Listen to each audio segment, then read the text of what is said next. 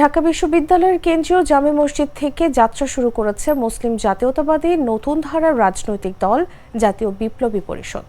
দলের উদ্যোক্তারা জানিয়েছেন, জাতীয় বিপ্লবী পরিষদ ২৪-এর গণ অভ্যুত্থানে জড়িত ছাত্র জনতার প্রথম রাজনৈতিক দল। তাই ফ্যাসিবাদ বিলোপ করে নতুন সংবিধান প্রণয়নের জন্য সবার আগে আন্দোলন গড়ে তুলব। সোমবার বিকেলে ঢাকা বিশ্ববিদ্যালয়ের কেন্দ্রীয় জামে মসজিদ থেকে আত্মপ্রকাশ করে দলটি। আত্মপ্রকাশের পর দলটির নেতাকর্মীরা জানান, ফ্যাসিবাদ বিলোপের দাবি পূরণ না হলে ২০২৫ সালে নতুন করে গণ অভ্যুত্থান হবে। আত্মপ্রকাশের পর জুলাই গণহত্যায় শহীদ নাইমা আক্তারের মা আইনুন নাহার ও দলটির সাংগঠনিক প্রধান মোহাম্মদ শফিউর রহমানের নেতৃত্বে নেতাকর্মীরা মসজিদ প্রাঙ্গণ থেকে একটি মিছিল বের করেন।